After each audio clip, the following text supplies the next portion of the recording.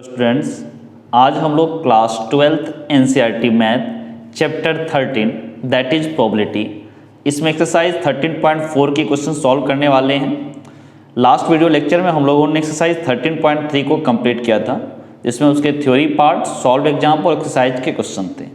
तो एक्सरसाइज 13.4 में भी हम लोग सबसे पहले इसके थ्योरी पार्ट को पढ़ेंगे, फिर इसके सॉल्व एग्जाम्पल को देखेंगे, उसके बाद एक्सरसाइज में जो क्वेश्चन है उसके सॉल्यूशन बताएंगे।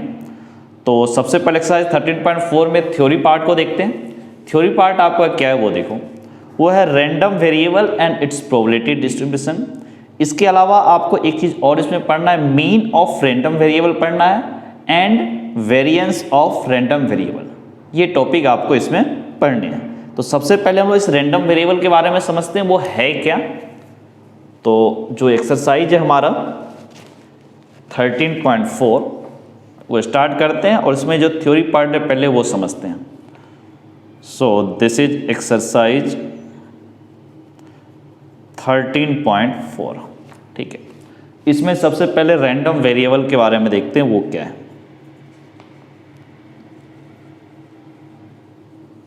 This is random variables.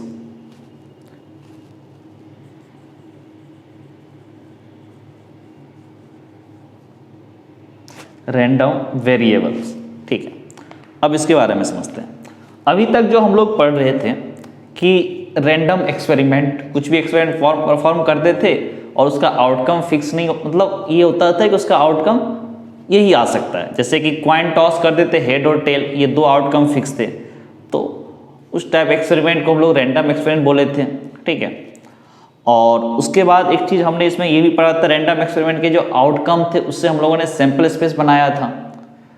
लेकिन अब तक जितना भी किया था उसमें क्या था, रैंडम एक्सपेरिमेंट और उससे रिलेटेड सैंपल स्पेस बनाना सीखे थे। अब इस चैप्टर में हम लोग क्या करेंगे कि वो जो सैंपल स्पेस है ना, सैंपल स्पेस में जो आउटकम है, ठीक है, उस आउटकम के साथ एक नंबर को एसोसिएट करेंगे, एक नंबर को हम लोग जोड़ेंगे, ठीक है। और वो नंबर जोड़ने से क्या होगा, जैसे सोच लो कि अगर मान लो क्वाइन को टॉस कर रहे हो आप 10 टाइम, क्वाइन को 10 टाइम आपने टॉस किया, ठीक है, क्वाइन को आपने ऐसे टॉस किया 10 टाइम। अब उसमें अगर कोई ये बोले कि नंबर ऑफ हेड कितनी बार अपीयर हुए, ठीक है, नंबर ऑफ हेड कितनी बार अपीयर हुए, तो इसमें क्या एक नंबर आपने ऐड किया, जितना भी टॉस होगा हर टॉस के साथ वो आया, कितना आया, नहीं आया, हेड आया कि टेल आया, वो काउंट होगा। या फिर हेड और टेल का डिफरेंस बताओ, इस टाइप के क्वेश्चन। या फिर मान लो आपने एक पेयर ऑफ डाइस थ्रो किया, पेयर ऑफ डाइस को आपने ऐसे थ्रो किया और आप ये बोल रहे हो कि उसमें जो आउटकम है उनका सम बताओ, आउटकम जो नंबर 1 2 3 4 5 6 होगा उनका सम बताओ। तो इस टाइप से हमने क्या किया, कुछ नंबर को उससे जोड़ दिया, ठीक। तो रैंडम वेरिएबल में क्या होता है, जो सैंपल स्पेस था रैंडम एक्सपेरिमेंट का, उसके आउटकम से हम लोग कोई नंबर को एसोसिएट कर देते हैं। और इसके अलावा जो उस नंबर को एसोसिएट करेंगे वो कोई एक रियल नंबर ही होगा, ठीक। और हमारा जो ये नंबर था वो नंबर क्या हो, हर आउटकम के पे डिपेंड करता है। क्वाइन को टॉस किया, हेड आया टेल आया, इस पर डिपेंड कर रहा है। तो ये क्या है, इसकी ये जो नंबर है वो फिक्स नहीं है, वो हर आउटकम पे, हर एक्सपेरिमेंट पे डिपेंड कर रहा है, इसलिए उसको वेरिएबल बोलते हैं उस नंबर को। वो रियल वैल्यू जो नंबर था उसको हम लोग वेरिएबल बोलते हैं, क्योंकि उसकी वैल्यू वेरी करती है। इसके अलावा वो रैंडम एक्सपेरिमेंट का आउटकम है तो हम लोग उसको रैंडम वेरिएबल टर्म बोलते हैं। और रैंडम वेरिएबल को जनरली हम लोग कैपिटल एक्स से रिप्रेजेंट करते हैं, ये कैपिटल एक्स ऐसे लिखते हैं रैंडम वेरिएबल को। और इसके अलावा ये जो होता है एक रियल वैल्यूड फंक्शन है होता है, और ये डिपेंड करता है outcome of the sample space, या ऐसे समझो outcome of the random experiment sample space पे ये डिपेंड करता है। तो आप ऐसे समझ सकते हो कि ये रियल वैल्यूड फंक्शन है, क्योंकि रियल वैल्यूड नंबर है, रियल वैल्यूड फंक्शन समझ सकते हो। और इसका डोमेन क्या बोलोगे, sample space of a random experiment. तो कई बार रैंडम वेरिएबल के बारे में ये बोला जाता है कि it is a real number, ठीक है, it is a real, it is a real valued, it is a real valued function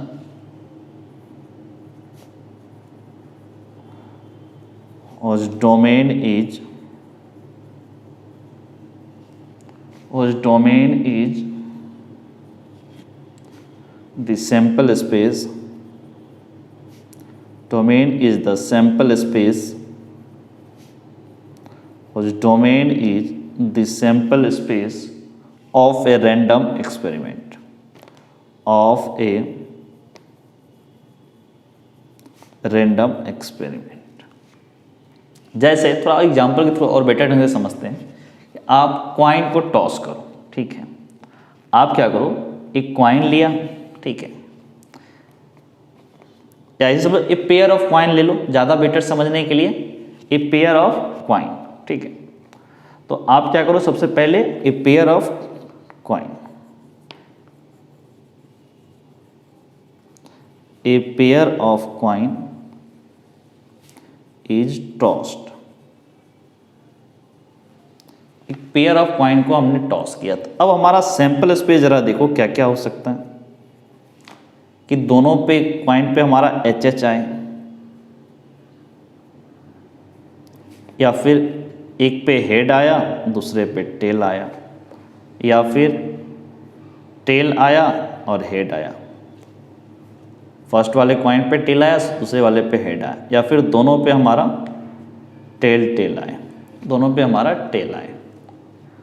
अब इसमें हम नंबर जो रियल रैंडम वेरिएबल है, इस रियल वैल्यूड नंबर x को ऐसे रिलेट कर सकते हैं कि मान लेते हैं कि जो नंबर ऑफ हेड है वो रैंडम वेरिएबल को डिपेंड करता है। जैसे लेट रैंडम वेरिएबल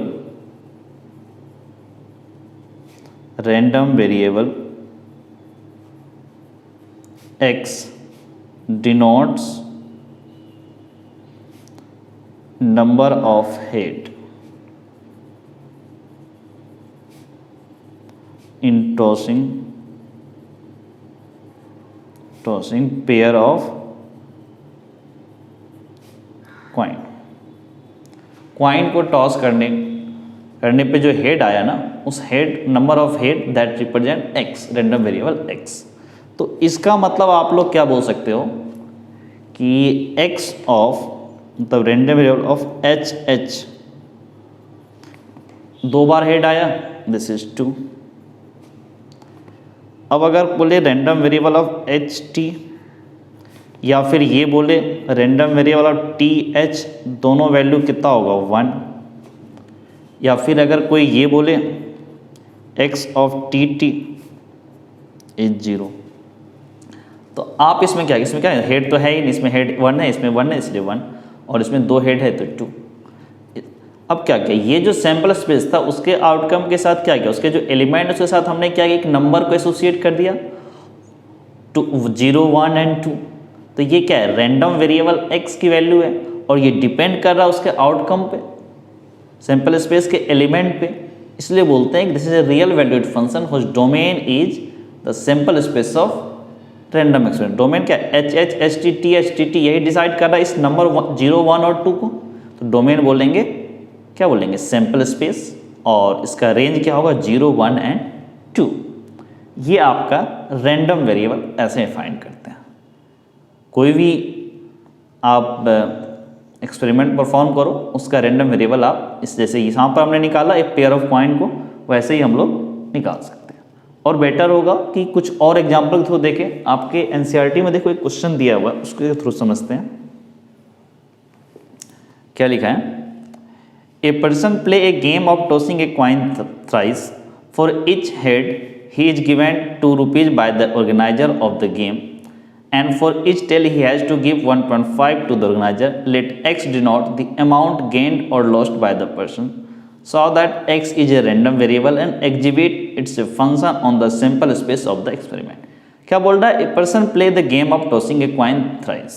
एक कॉइन को आपको 3 बार टॉस करना है, और ये गेम है, ठीक है, 3 बार टॉस करना एक गेम है। इस गेम के बारे में क्या कंडीशन है, अगर आपको हेड आता है तो आपको 2 रुपये दिए जाएंगे ऑर्गेनाइजर ऑफ द गेम द्वारा, एंड अगर टेल आता है तो आपको 1.5 रुपीज़ ऑर्गेनाइजर को रिटर्न करना होगा। ये समझो कि ऑर्गेनाइजर को आपको देना होगा, नहीं जीते तो रिटर्न की बात ही नहीं, आपको अपने पॉकेट से देना पड़ेगा। Let X denote the amount gained और lost by the person. X को बोल रहा है कि वो जो अमाउंट गेन किया या लूज किया इंसान के थ्रू, वो आपका x, यही आपका रैंडम वेरिएबल। तो बोल रहा है कि ये एक रैंडम वेरिएबल x होगा, ये बताओ जो गेन और लॉस्ट है वो रैंडम वेरिएबल होगा, वो आउटकम पे डिपेंड करेगा, ऑब्वियसली डिपेंड करेगा, वो दिखाना है। Exhibit it as a function on the sample space of the experiment. एक फंक्शन होगा किस पे? Sample space of the experiment. तो हम लोग देखते हैं इस क्वेश्चन को कैसे क्या करना है। तो ये जो एग्जाम्पल है इसको जरा ऐसे देखो,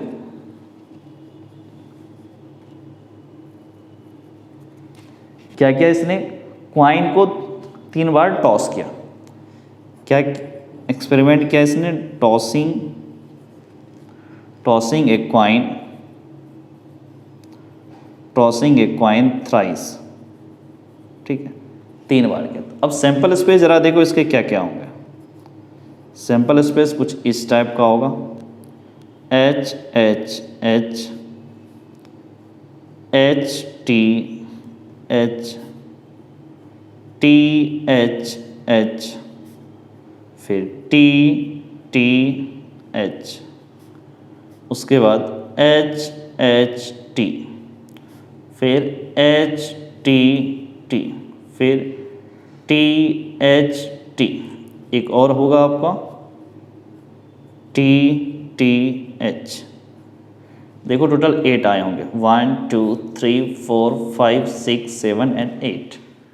ये हमारा सैंपल स्पेस हो गया। अब x के बारे में क्या कर रहा है? डिनोट्स द अमाउंट गेन्ड और लॉस्ट, ठीक है। तो कैपिटल X 2 रुपया हेड पे आने पे मिलता है और टेल आने पे आपको 1.5 रुपीज़ देने पड़ते हैं। तो x ऑफ, आप ऐसे समझो, x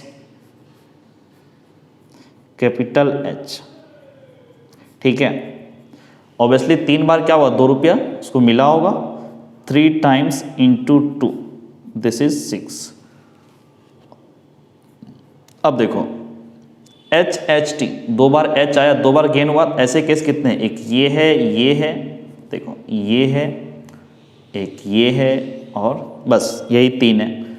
तीनों में क्या? 2 H है, 1 T है। तो ये सब में क्या होगा? गेन और लॉस जो वो इक्वल होगा, तो सबको एक साथ बोलेंगे, सब में उसको कितना आएगा? जो प्रॉफिट लॉस सब इक्वल प्रॉफिट आएगा, क्योंकि 2 बार जीता 1 बार हारा। यही वाला केस है। H T H equals to X T H H, या फिर equals X H H T, सब के सब इक्वल होंगे। और इस केस में क्या होगा? H 2 बार उसको गेन हुआ, तो 2 बार गेन हुआ तो उसको कितने रुपए फ़ायदे होंगे? 2 रुपये।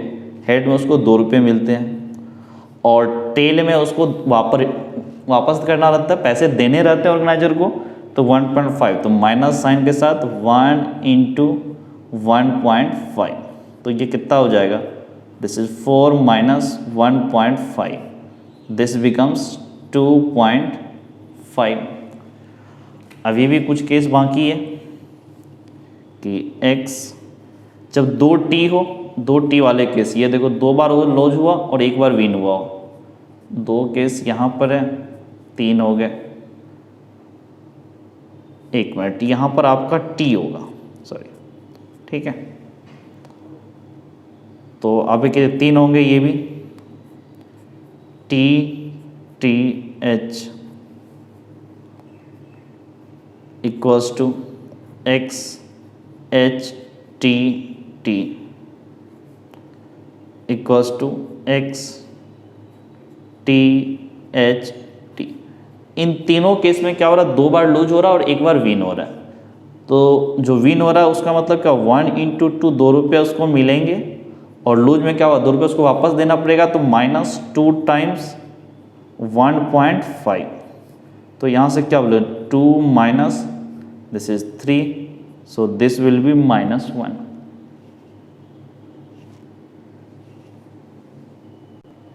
अब जरा देखो, अब ऐसा केस बचा है कि तीनों, कौन सा बचा? एच एच तो हो गया, अब एक बचा टी टी, तीनों टाइम वो लूज किया, तो ये कितना होगा? एक्स टी टी टी, ये तो एक ही केस है, तो इसका मतलब क्या हुआ? -3 इंटू जो लॉस हुआ 1.5 फॉर इच, तो दिस इज -4.5। इसका मतलब क्या हुआ कि ये जो x है उसकी वैल्यू क्या आ रहा है? 6, 2.5, -1, -4.5। आप इसको ऐसे समझ लो, x की वैल्यू क्या क्या हुआ, x की वैल्यू चलो -4.5 हो सकता है, -1 हो सकता है, 2.5 हो सकता है, या फिर 6 हो सकता है। और ये वैल्यू डिपेंड किस पे कर रहा है, आउटकम पे, ठीक है। ये तो रैंडम वेरिएबल है, इसकी वैल्यू वेरी कर रहा है, प्लस ये आउटकम पे डिपेंड कर रहा है, तो ये रैंडम वेरिएबल हो गया। फिर बोला execute it as a function on the sample space of the experiment. ये फंक्शन किसका है, सैंपल स्पेस का, जो क्या है, एच टी एच एच ये जो है आउटकम है, उस पर डिपेंड करता है, सैंपल स्पेस के एलिमेंट पे ये रैंडम वेरिएबल डिपेंड करता है। It mean this is a function of, आप ऐसे बोल सकते हो, x is a function of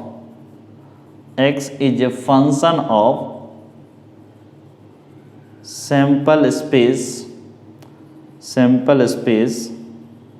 is a function of sample space, ठीक है, ऑफ रैंडम एक्सपेरिमेंट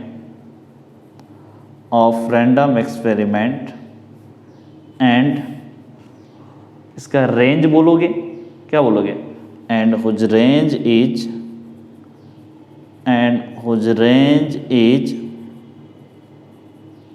क्या आया, -4.5, -1, 2.5 एंड 6। ये इसका रेंज हुआ इस फंक्शन का, और डोमेन आपका sample space of the experiment, ठीक है। तो ये हम लोग पढ़े मेनली रैंडम वेरिएबल के बारे में, कि रैंडम वेरिएबल होता क्या है, कैसे फाइंड करते रैंडम वेरिएबल को। अब हम लोग क्या पढ़ेंगे कि रैंडम वेरिएबल के साथ प्रोबेबिलिटी डिस्ट्रीब्यूशन को कैसे रिप्रेजेंट करते हैं, ठीक है। तो प्रोबेबिलिटी डिस्ट्रीब्यूशन को समझने के लिए आप ऐसे हेडिंग लिख लो कि probability distribution of probability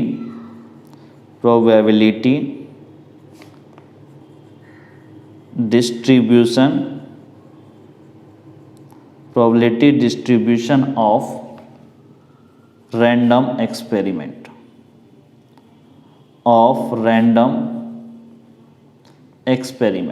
probability distribution of random experiment.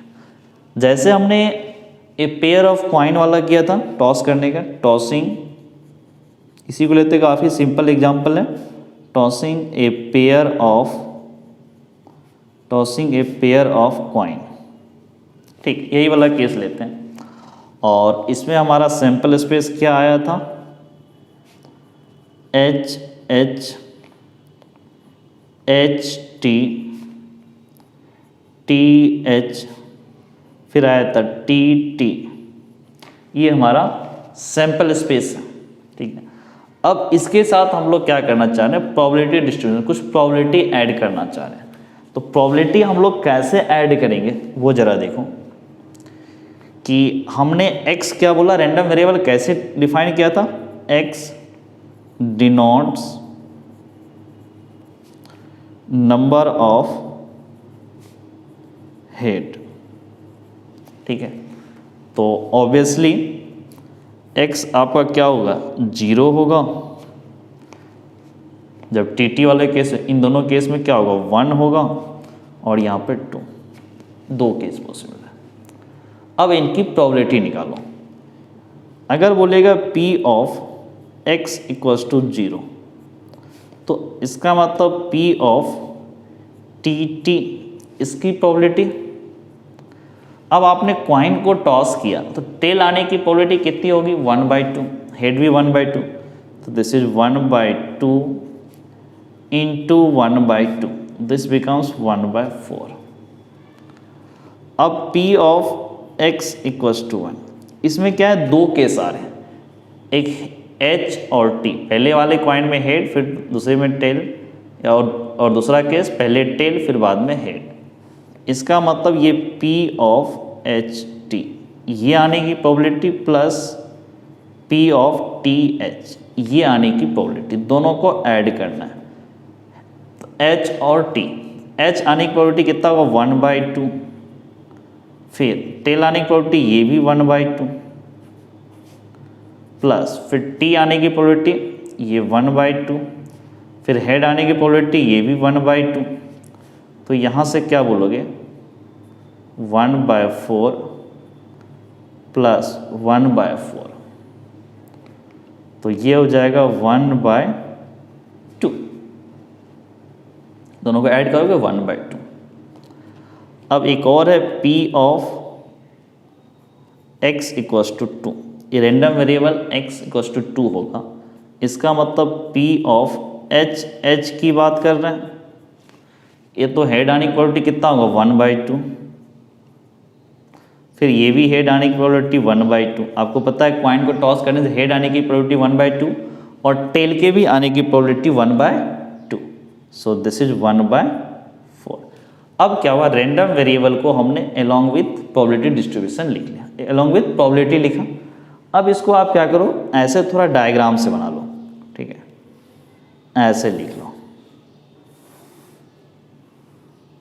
ठीक है, ये रहा, इसमें आप x लिखेंगे, x की वैल्यू, और ये P ऑफ x लिखेंगे आप, कितना 0 1 एंड 2, इसमें 0,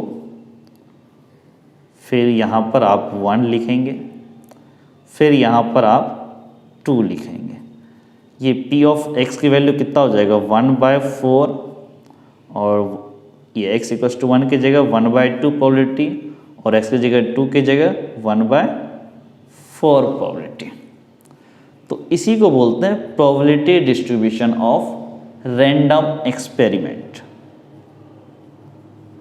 प्रोबेबिलिटी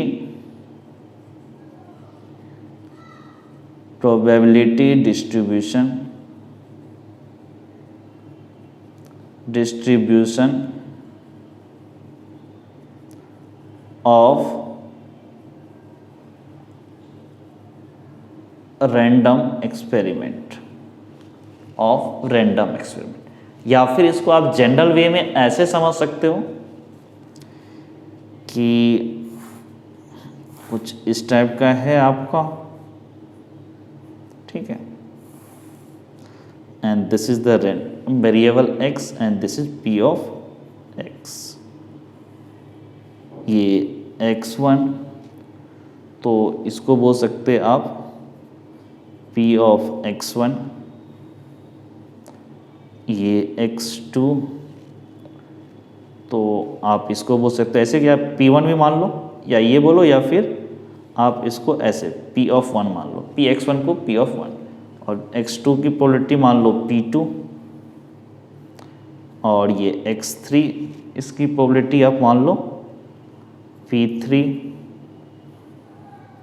ये x4 इसकी प्रोबेबिलिटी P4,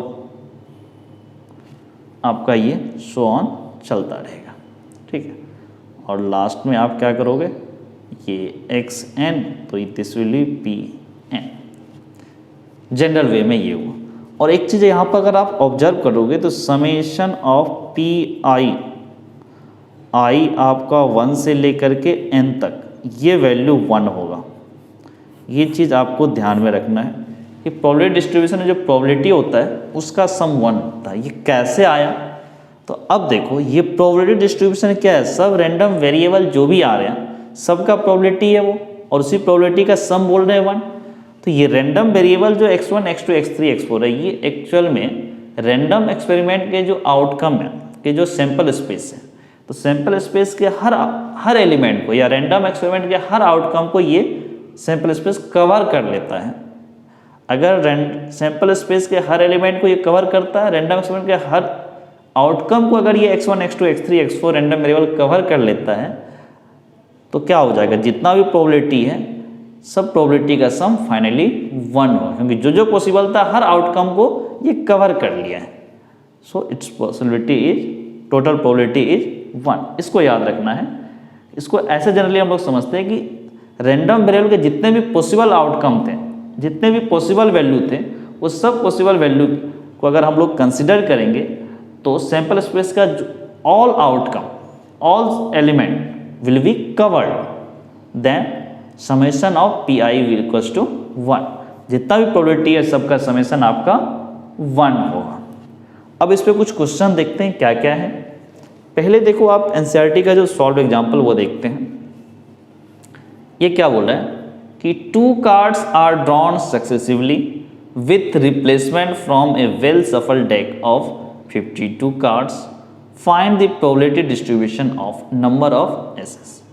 क्या बोल रहा है, 2 कार्ड ड्रॉ किया गया without replacement, sorry with replacement, replace मतलब निकाल कर फिर दोबारा रख दिया, from a well shuffled deck of 52 card, 52 playing card है, वेल सफल्ड है, कोई पार्सलिटी नहीं है उसमें। Find the probability distribution of the number of aces, ठीक है, नंबर ऑफ एसेस। अब जरा देखते हैं इसमें क्या क्या होगा। अब आप क्या करो, ये नंबर ऑफ एसेस को आप मान लो रैंडम वेरिएबल, ठीक है। इस क्वेश्चन में सबसे पहले let the number of aces is drawn is random variable,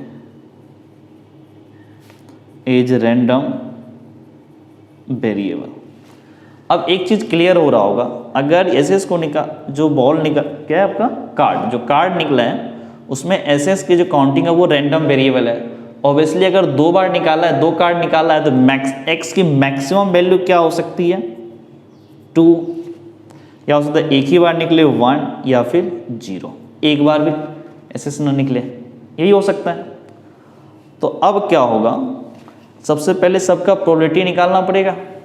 तो सबसे पहले P of x equals to 0, इसका मतलब क्या हुआ कि दोनों कार्ड आपका क्या होगा P ऑफ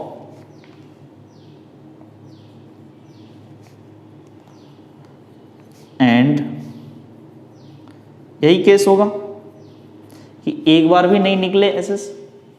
तो टोटल कार्ड 52 और एसेस आपके टोटल कितने होते हैं 4, इट मीन नॉन एसेस कितने हो जाएंगे 48/52। फिर दोबारा रख दिया निकाल, क्योंकि विथ रिप्लेसमेंट है तो फिर से 48 × 52 हो जाएगा। अब आई थिंक ये 4 से कैंसिल होगा, तो ये 12 और ये 13, ये भी 12 और ये भी 13। तो यहाँ से क्या बोलोगे, दिस इज 144/13 का स्क्वायर, दैट इज 169। अब देखो P of x equals to 1, इसका मतलब एक बार एसेस आया होगा और दूसरी बार नॉन एसेस आया होगा। It means P of aces plus non aces, ठीक है, ऐसे कर लो, एंड कर लो। इसके अलावा एक ऐसा भी केस हो सकता है, पहले नॉन एस आया एंड फिर दूसरी बार में एस आया, ये हो सकता है। अब हम लोग क्या करेंगे, अगर सबसे पहले ए आया, एस मतलब ए आया, तो ए कितने होंगे टोटल 4 होंगे, तो 4/52 बोला था विथ रिप्लेसमेंट, तो अगेन टोटल 52 फिर से हो गया। और नॉन एस मतलब कितना हो गया, नॉन जो ए नहीं हो तो वो कितने 48 है, क्योंकि 4 ए था। फिर प्लस यहाँ पर भी देखो नॉन ए भी कितना हो 48/52, विथ रिप्लेसमेंट दोबारा रख दिया, फिर से टोटल 52 हो गए। और एस एस ए कितने हैं उसमें 4, दोनों एक ही चीज़ है। इट मीन्स लिख सकते हैं आप इसको, क्या लिखोगे या कैसे करो, कैंसिल करो, 4 और ये 13 से कैंसिल हुआ, और ये 12 से कैंसिल हुआ 4 से, और ये भी 13 से। सेम लॉजिक से ये कितना हुआ 12 से कैंसिल, 4 से अगर कैंसिल करो इसको तो 12 और ये 13, ये 1 और ये 13। तो यहाँ से क्या बोल सकते हैं 12/13 का स्क्वायर, दैट इज 169, प्लस ये भी 12 × 1, दिस इज 12/13 का स्क्वायर, दिस इज 169। दोनों ऐड कर दो, दिस बिकम्स 24/169। अब जरा P of x equals to 2 find करो। P of x equal to 2, इसका मतलब दोनों में a आया होगा।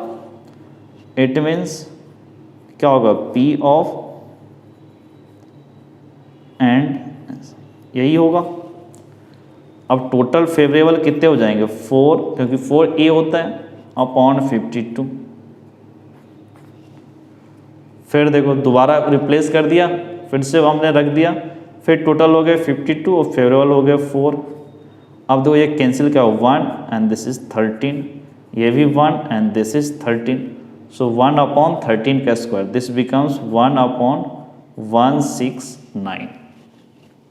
अब इसने क्या बोला था इसका प्रोबेबिलिटी डिस्ट्रीब्यूशन, तो आप यहाँ पर फिर से एक टेबल बनाएंगे, ठीक है। ये हो गया आपको कैपिटल X और ये हो गया P ऑफ X। अब X की वैल्यू एक 0 है, दूसरा 1 है और तीसरा 2 है। अब सबकी वैल्यू पुट कर दो। 0 तो ये हो गया 144 अपॉन 169, 1 में कितना होगा 24 अपॉन 169, 2 में कितना होगा 1 अपॉन 169। आप अगर इस जो प्रोबेबिलिटी है ना तीनों अगर ऐड करो तो 1 आ जाएगा, चेक भी कर सकते हो, ये 1 आता है। यही हो गया इसका प्रोबेबिलिटी डिस्ट्रीब्यूशन। अब अगर आप इसमें थोड़ा सा और आगे केस अगर देखना चाहो, ठीक है, तो वो भी देख सकते हो आप। नेक्स्ट देखो क्या है, find the probability distribution of the number of doublet in 3 through of A pair of dice. ठीक है, find the probability distribution of A number of doublet in 3 through of pair of dice. एक pair of dice को throw किया है और बोल रहा है डबलेट, नंबर ऑफ डबलेट के बारे में बोल रहा है probability distribution. It means random variable is number of doublet. तो देखते हैं इस एग्जाम्पल 25 को।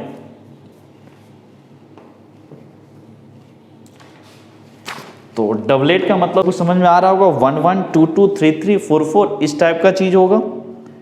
तो इस एग्जाम्पल को सबसे पहले देखते हैं हम लोग क्या कहना चाह रहे हैं। ठीक है, तो रैंडम वेरिएबल सबसे पहले डिफाइन कर लो, लेट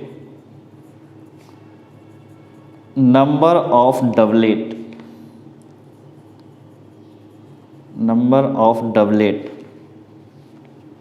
इज रैंडम वेरिएबल,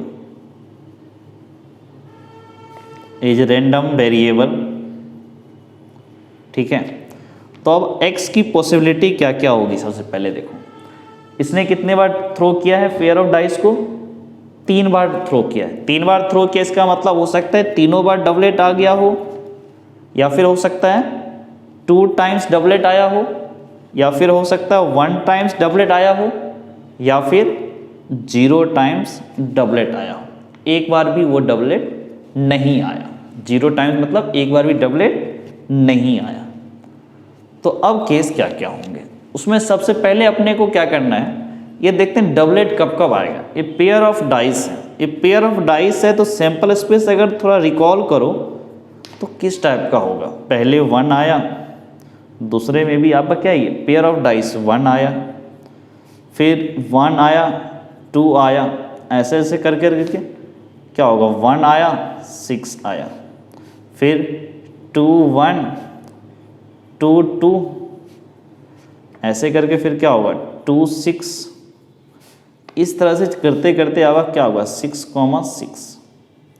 तो टोटल आप कितने बोलोगे 36 आता है। और डबलेट क्या होगा, प्रोबेबिलिटी ऑफ डबलेट, ऐसे प्रोबेबिलिटी ऑफ डबलेट, तो आपको 1 1 2 2 3 3 4 4 5 5 6 6, टोटल 6 हो जाएंगे। और सिंपल से कितने एलिमेंट है, that is 36। It means this is 1 upon 6, cancel होगा, ठीक है। तो डबलेट कितना 1/6, it means P of non doublet, जब वो डबलेट नहीं आता है,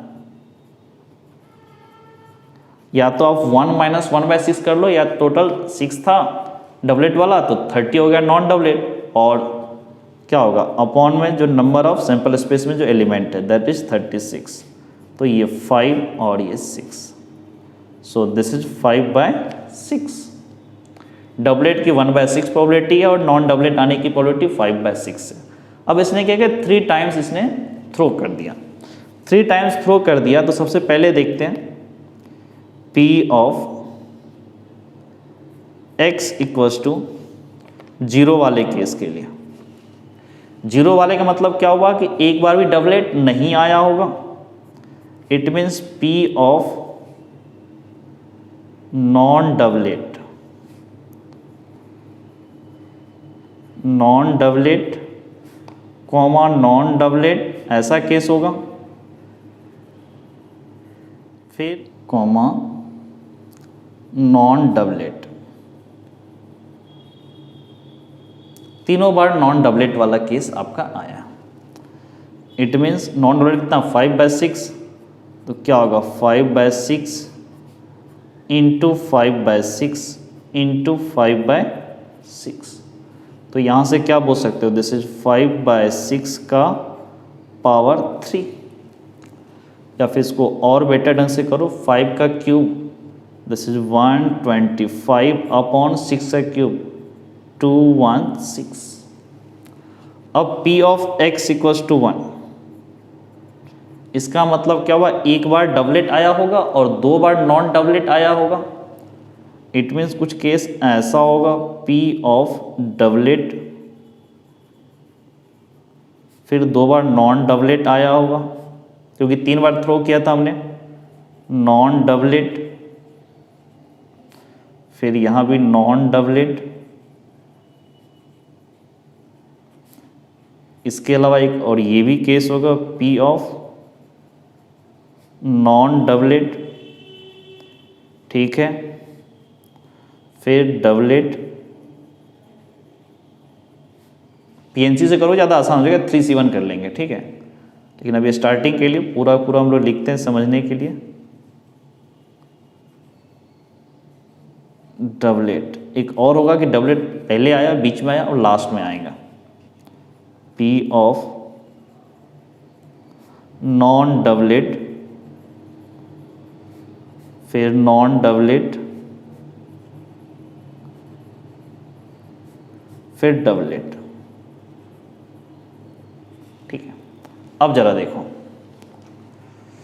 सबसे पहला P ऑफ डबलेट, डबलेट की प्रोबेबिलिटी कितनी है 1/6, non doublet non doublet this is 5/6 into 5/6 plus non doublet that is 5/6, फिर डबलेट दिस इज 1/6, फिर non doublet this is 5/6 plus non doublet this is 5/6, फिर नॉन डबलेट दिस इज 5/6, फिर doublet this is 1/6। तो यहाँ से कितना बोलोगे 25 upon 6 का क्यूब दैट इज 216, ये भी 5 into 1 into 5 this is 25 upon 6 का क्यूब दिस इज 216, फिर 5 into 5 25 into 1 this is 25 upon 6 into 6 36 into 6 216। अब जरा देखो 25 plus 25 plus 25 this is 75 upon 216। अब क्या होगा P of x equals to 1 आया, अब अपने को P of x equals to 2 निकालो, तो वो देखो क्या होगा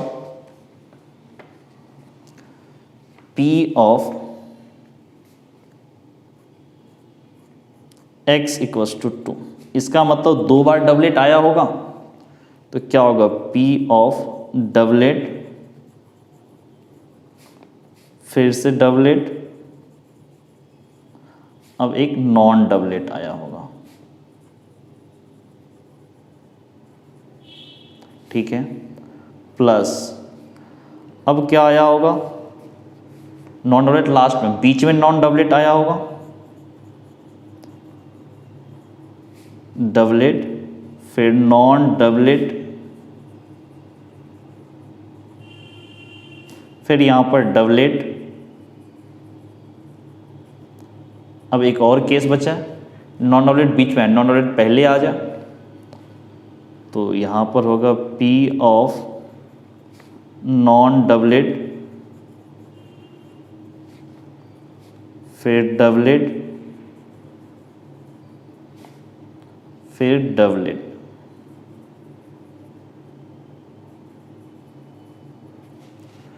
अब ज़रा देखो, डबलेट 1/6,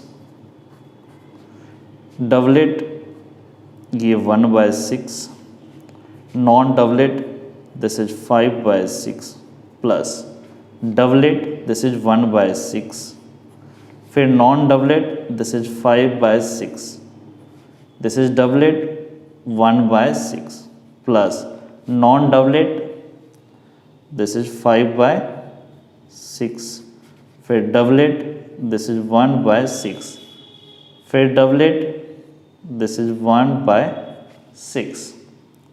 तो अब यहाँ से तुम अगले स्टेप में क्या बोल सकते हो कि 1 × 1 × 5 दिस इज 5 अपॉन 6 का 6, 6 × 6 × 6 दिस इज 216, फिर यहाँ से 1 × 5 × 1 दिस इज 5, फिर 6 × 6 × 6 दिस इज 216, 5 × 1 × 1 दिस इज 5, फिर 6 × 6 × 6 दिस इज 216। अब तीनों को ऐड कर दो, दिस इज 15 अपॉन 216, कैंसिल कर सकते हो, नहीं भी करोगे तो कोई दिक्कत नहीं है। फिर एक और है P of x equals to 3। इसका मतलब क्या होगा कि तीनों बार आपका क्या आया होगा, डबलेट डबलेट करके आया होगा, ये तो एक ही बनेगा, डबलेट फिर डबलेट फिर डबलेट, और एक डबलेट आने की प्रोबेबिलिटी 1/6, तो ये भी 1/6, ये भी 1/6, तो टोटल कितना हो जाएगा 1/216। अब आपको रैंडम वेरिएबल आ गया, उसकी प्रोबेबिलिटी आ गई। तो अब हम लोग इसको क्या करते हैं, डायग्राम के थ्रू बनाते हैं, देखते हैं क्या होगा। डायग्राम के थ्रू देखो, ठीक है, this is x, this one will be P of x,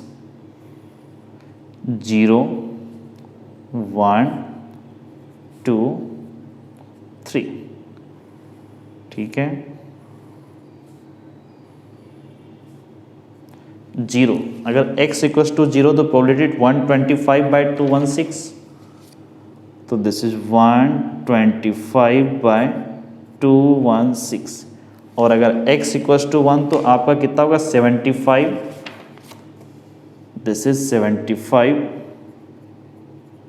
upon 216, 2 पे यहाँ से आपको दिख रहा है 15/216, और ये 1/216, यहाँ भी अगर आप ऐड करोगे तीनों को तो 1 आएगा, देख लो कितना होगा 75 125, डिनोमिनेटर सबका सेम है, 125 प्लस 75, ये हो गया 200 प्लस 15, 215 प्लस 1 216/16, 216, वैल्यू इज 1, ठीक है।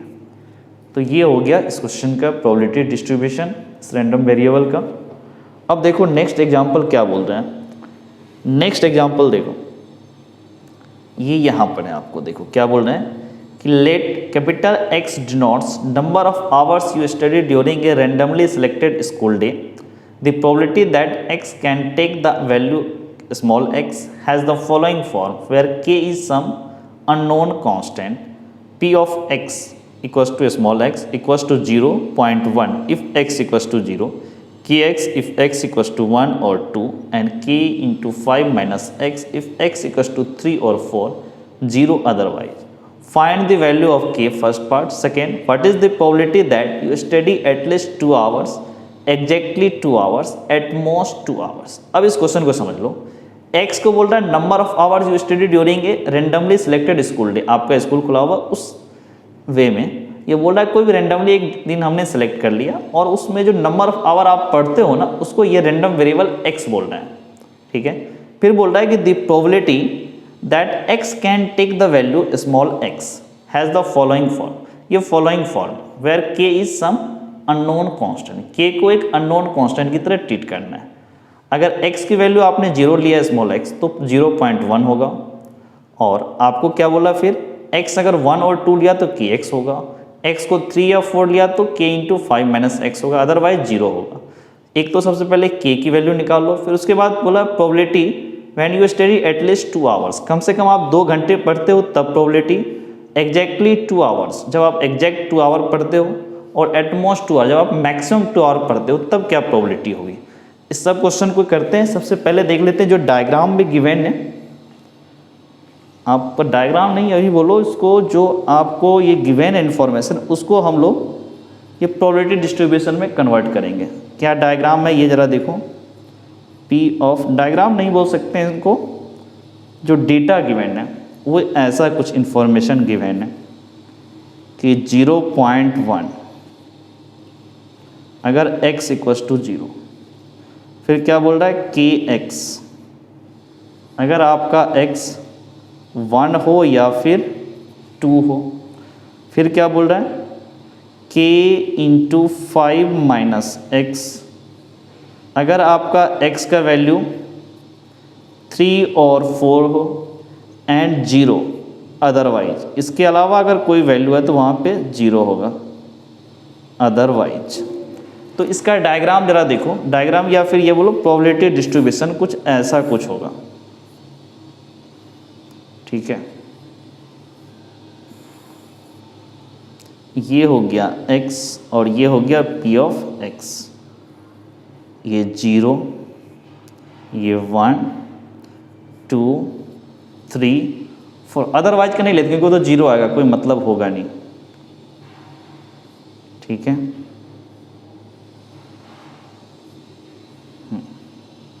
जीरो का मतलब 0.1, ये प्रोबेबिलिटी। 1 का मतलब x इक्वल टू 1 तो kx, it means this is k। 2 x equal to 2 तो भी kx, this will be 2k, x की जगह 2 पुट कर दिया। x इक्वल टू 3 तो k times 5 minus x, 3 put करो x की तो 5 minus 3 2, 2 into k, this is 2k। फिर x equal to 4, 5 minus 4 1, this is k। अब इसने फर्स्ट पार्ट जो बोला वो जरा देखो, फर्स्ट पार्ट क्या बोला, find the value of k, k की वैल्यू। आपको पता है कि प्रोबेबिलिटी जो है इन सब का सम अगर करोगे तो वो 1 आएगा, तो सबको ऐड कर दो, summation of p equals to 1, ये वाला कंसेप्ट pi 1 से लेकर के n तक। तो यहाँ पर क्या हो जाएगा 0.1 प्लस k प्लस 2k, फिर ये 2k plus k equals to 1। तो यहाँ से क्या बोल सकते हो, 0.1 इधर ले आओ और ये k 3k 2k कितना होगा 5k और ये k, दिस इज 6k। 1 में से 0.1 को सब्ट्रैक्ट कर दो तो क्या होगा 0.9, ये 0.1 इधर ले, 1 में से 0.1 दैट इज 0.9, तो यहाँ से k इक्वल्स टू हो जाएगा 0.9 अपॉन 6, पॉइंट को कैंसिल करो, दिस इज 10, तो ये 3, दिस इज 2, तो इसका मतलब कितना हुआ 0.3/20 दैट इज 0.15, ये आपका k की वैल्यू हो गई। अब इसने क्या बोला b पार्ट जरा देखो, b पार्ट काफ़ी सिंपल है, ज़्यादा इसमें नहीं कुछ करना है। कि b पार्ट में क्या बोला इसने कि the probability that at least 2 hour, कम से कम 2 घंटे आप पढ़ते हो, कम से कम आप 2 घंटे पढ़ते हो, x नंबर ऑफ आवर है, कम से कम 2 घंटे पढ़ते हो मतलब 2 घंटे 3 घंटे 4 घंटे, ये तो क्या होगा 2k plus 2k plus k, तो क्या हो गया 2k plus 2k plus k, this is 5k, और 5k की वैल्यू, k की वैल्यू 0.15, तो 5 क्या हो गया 0.75, ये हो गया प्रोबेबिलिटी, ठीक है। फिर इसमें एक पार्ट क्या बोला एग्जैक्टली 2 आवर्स, तो ये 2k, तो 2k यहाँ से क्या बोलो k की वैल्यू 0.15, तो दिस इज 0.3। उसके बाद एक और पार्ट बोला एट मोस्ट मैक्सिमम 2 आवर मतलब 0 1 2, तो ये कितना हो जाएगा 0.1 प्लस k, एट मोस्ट था ना maximum 2 our, this is 2k, ठीक है। तो यहाँ से क्या बोलोगे 0.1 plus 3k, 2k plus k 3k, 3k का मतलब कितना हो गया, ये 0.1 रहने दो, k इज 0.15, 3k हो गया 0.45, अब दोनों को ऐड कर लो 0.55। तो आंसर आपका एक ये हो गया, एक ये हुआ, एक ये हुआ और एक ये हुआ। तो फर्स्ट पार्ट तो आपको 0.15 एंड सेकेंड पार्ट आपका क्या हो गया, जरा देखो यहाँ पे 0.75 और फिर अगला पार्ट 0.3, फिर उससे अगला पार्ट 0.55। अब आपको आगे पढ़ना है mean of random variable. So mean of random variable,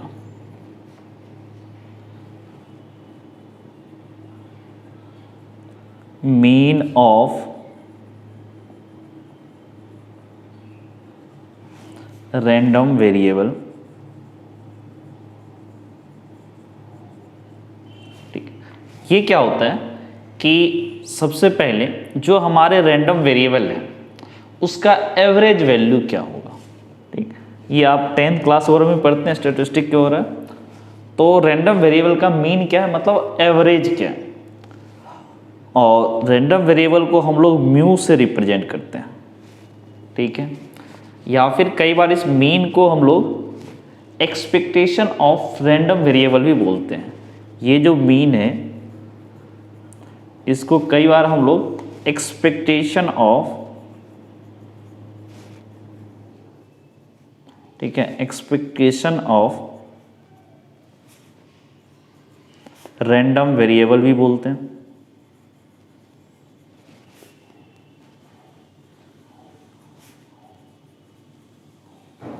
random variable बोलते हैं। और इस एक्सपेक्टेशन को हम लोग ई ऑफ एक्स ऐसे भी लिखा जाता है, या तो म्यू से रिप्रेजेंट करो या फिर एक्सपेक्टेशन ऑफ रैंडम वेरिएबल को ई ऑफ एक्स से लिखते हैं।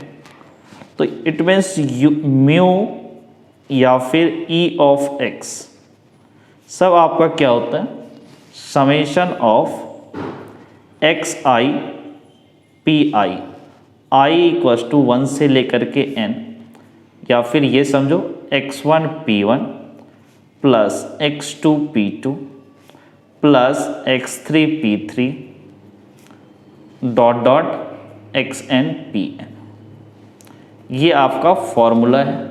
अब ये x1 p1 क्या है, तो आपको थोड़ा सा याद होगा कि रैंडम वेरिएबल का प्रोबेबिलिटी डिस्ट्रीब्यूशन हम लोग कैसे डिफाइन करते थे कि ये रहेगा रैंडम वेरिएबल, ये p ऑफ x, तो ये हो गया x1, तो इसका प्रोबेबिलिटी हो जाएगा p1, फिर ये x2, तो इसकी प्रोबेबिलिटी p2, फिर आपका x3, so it's probability will be p3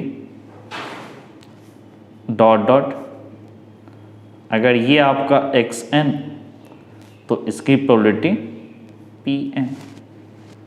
तो उस केस में आपका मीन आपका ऐसे आएगा। जैसे आपको tossing a pair of coin, इसका क्वेश्चन देखो हमने करवाया था ये, ठीक है। Tossing a pair of coin, इसमें प्रोबेबिलिटी डिस्ट्रीब्यूशन हमने क्या फाइंड किया था कि x0 तो प्रोबेबिलिटी 1/2, x1 तो 1/2 एंड 2 तो 1/4। इसका देखो हम लोग मीन निकालने की कोशिश करेंगे tossing a pair of coin वाला केस का। तो सबसे पहले इसका प्रोबेबिलिटी डिस्ट्रीब्यूशन लिख लेते हैं, ठीक है। Tossing a pair of coin, ठीक है। इसका प्रोबेबिलिटी डिस्ट्रीब्यूशन आपका क्या होगा, इसका ये होता है,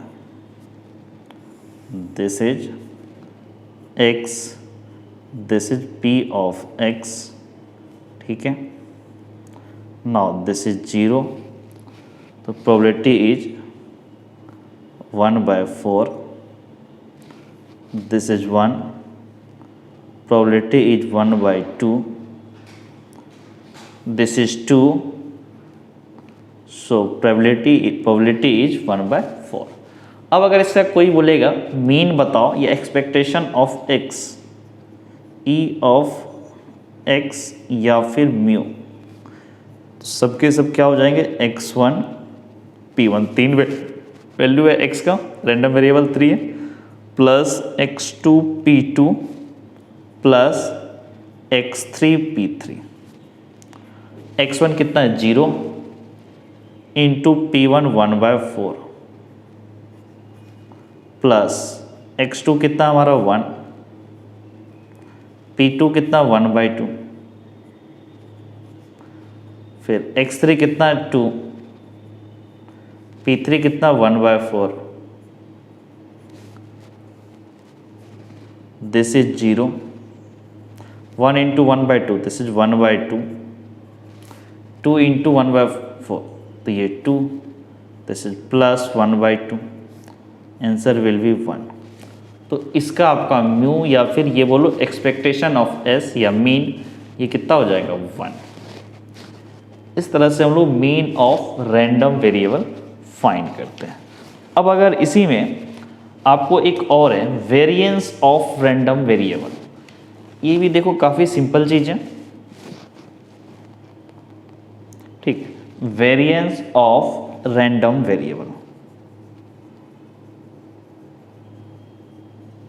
variance of random variable, random variable, ठीक है। ये क्या होता है कि मीन आपको जो है ना कि जो रैंडम वेरिएबल है उसका मीन क्या बताता है, उसका एवरेज वैल्यू बताता है, बट वेरिएंस आपको क्या बताता है कि वो जो रैंडम वेरिएबल है ना उसमें वेरिएशन कितना है, ठीक है। या फिर ये समझे कि जो रैंडम वेरिएबल है उसमें वो आपस में स्केटर्ड कितना है, ठीक है, आपस में कितना फैला हुआ है। अगर किसी का रैंडम वेरिएबल में बहुत ज़्यादा स्केटर्ड होगा, रैंडम वेरिएबल में ज़्यादा वेरिएशन होगा, उस केस में वेरिएंस ज़्यादा होगा, और अगर कम होगा वेरिएशन, अगर रैंडम वेरिएबल कम होगा तो उसका वेरिएंस कम होगा, कम वो स्केटर्ड होगा। तो ये चीज़ समझो कि इसमें जो है रैंडम वेरिएबल को हम लोग लिखते कैसे, वो जरा देखो। इसको लिखा जाता है म्यू एक्स पूरे का होल स्क्वायर, ठीक है। ये क्या होता है, summation of x i minus mu, mu क्या आपका एवरेज वैल्यू या मीन वैल्यू पूरे का होल स्क्वायर, फिर पी ऑफ पी आई, ऐसे समझो, आई आपका 1 से लेकर के n तक, ये एक्स आई पी आई क्या होगा, तो ये प्रोबेबिलिटी डिस्ट्रीब्यूशन तो हमारे पास है,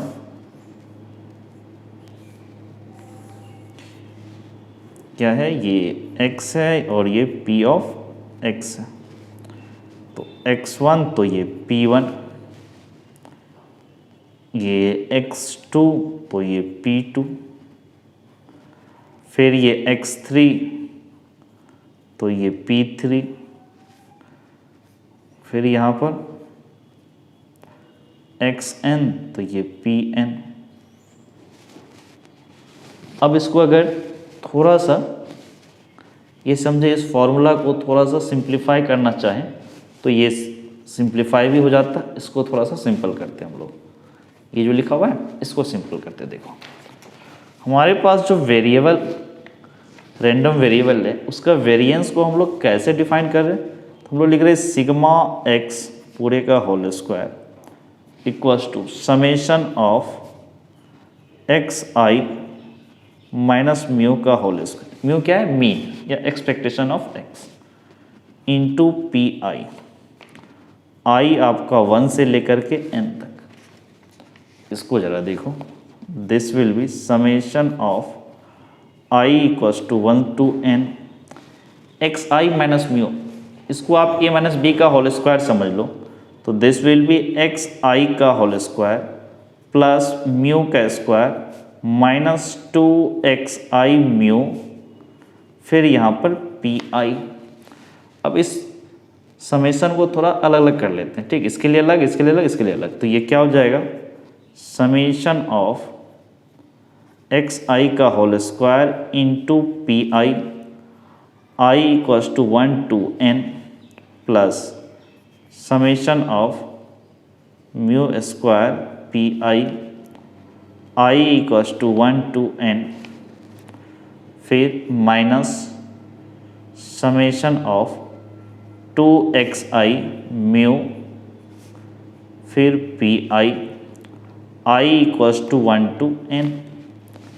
अब अगर इसमें से ठीक से देखो तो this is summation of x i का होल स्क्वायर, फिर पी आई 1 to n, इसमें से म्यू स्क्वायर, ये तो कांस्टेंट आई से इंडिपेंडेंट है, इसको बाहर कर लो या कांस्टेंट मानो आई के कंपैरिजन, आई के रिस्पेक्ट में, तो समेशन से बाहर कर लो, प्लस म्यू का whole square summation of p i equals to 1 to n, इसमें से म्यू को कॉमन ले इधर बाहर कर लो समेशन से, म्यू समेशन ऑफ 2, ऐसे करो 2 को भी बाहर कर लो तो ये x i p i 1 to n,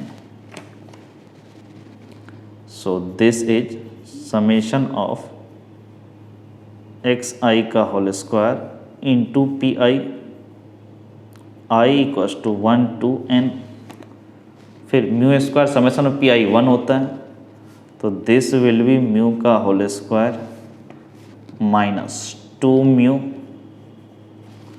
x i p i summation 1 to n, this will be mu, तो यहाँ से क्या बोलोगे, this is summation x i का whole square p i equals to 1 to n, mu square minus 2 mu square, this is mu का whole square.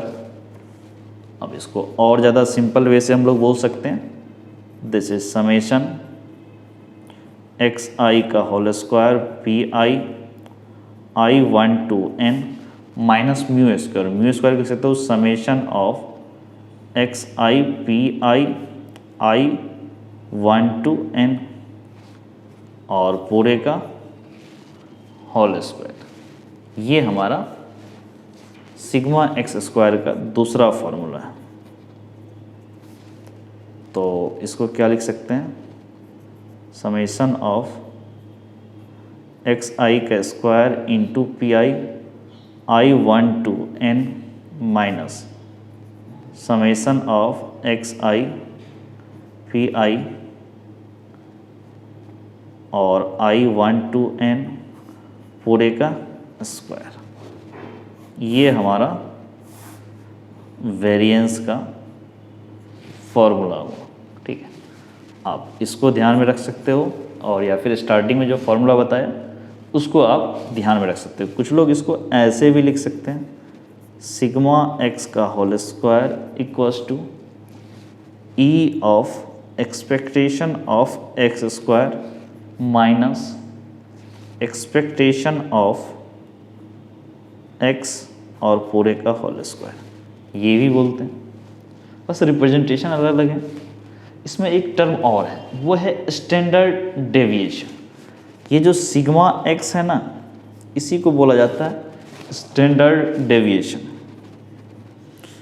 Standard deviation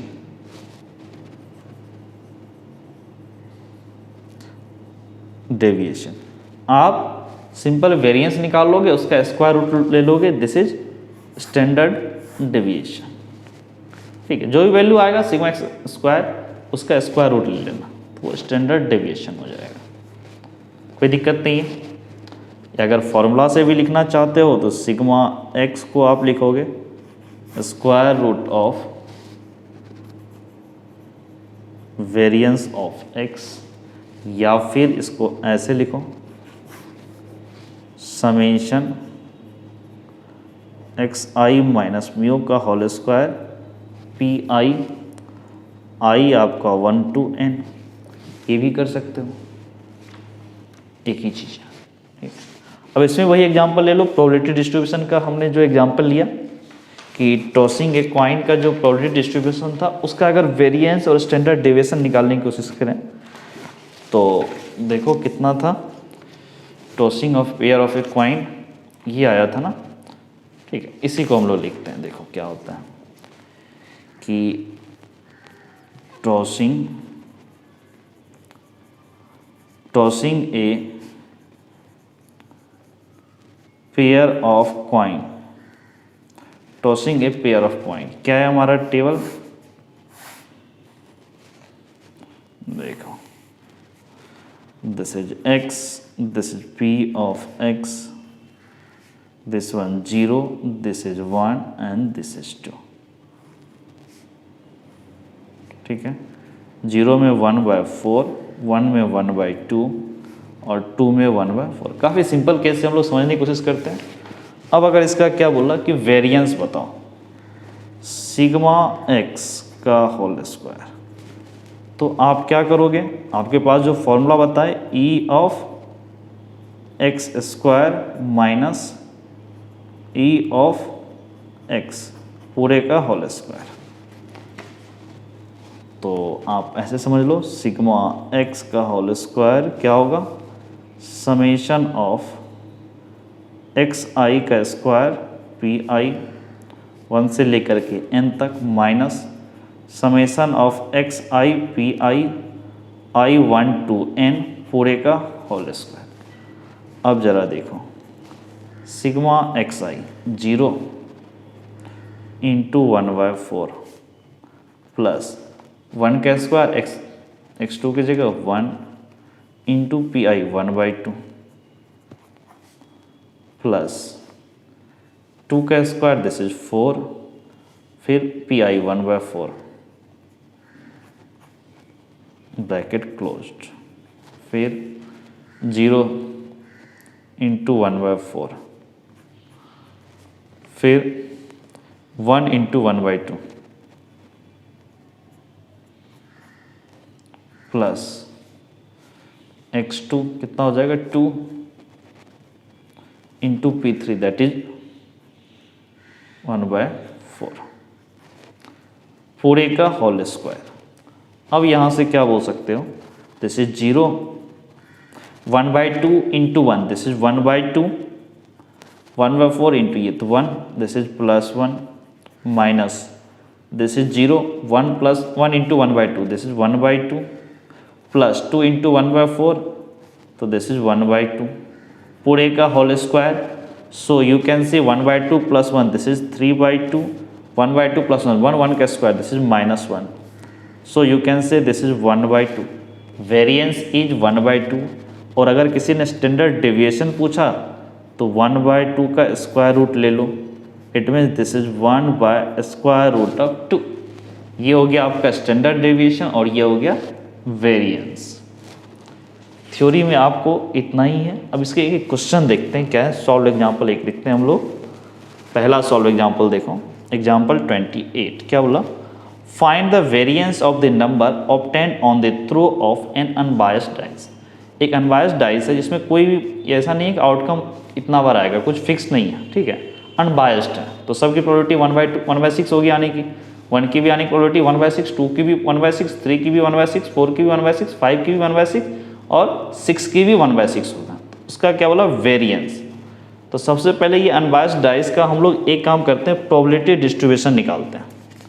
सबसे ज़्यादा जो इम्पोर्टेंट है इस क्वेश्चन में कि प्रोबेबिलिटी डिस्ट्रीब्यूशन सबसे पहले बनाना पड़ेगा. क्या बोला, अनबायस्ड डाइस को इसने थ्रो किया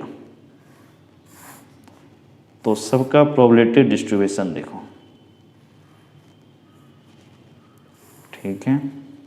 this is x and this is p of x. 1 तो प्रोबेबिलिटी इज 1/6,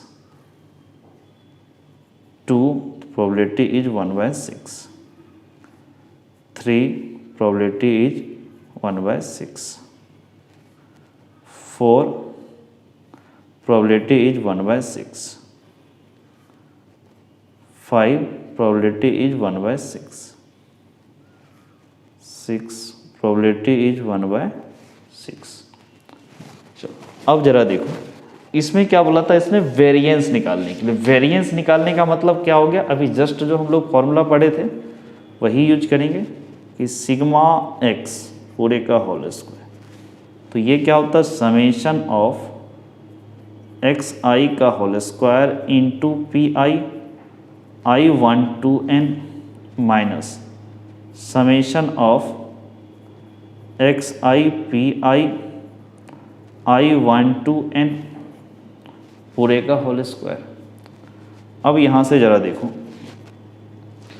कि xi का स्क्वायर मतलब 1 का स्क्वायर, इसको थोड़ा ऐसे भी लिख सकते हो, x1 का स्क्वायर p1 प्लस x2 का स्क्वायर p2, कहाँ तक जाएगा, टोटल 6 तक था, x6 का square p6 minus x1 p1 x2 p2 dot dot x6 p6, this is square. ठीक है, अब जरा देखो सबकी वैल्यू पुट कर दो। x1 कितना है 1, 1 का स्क्वायर 1 इंटू 1/6 प्लस x2 कितना था 2, 2 का स्क्वायर 4,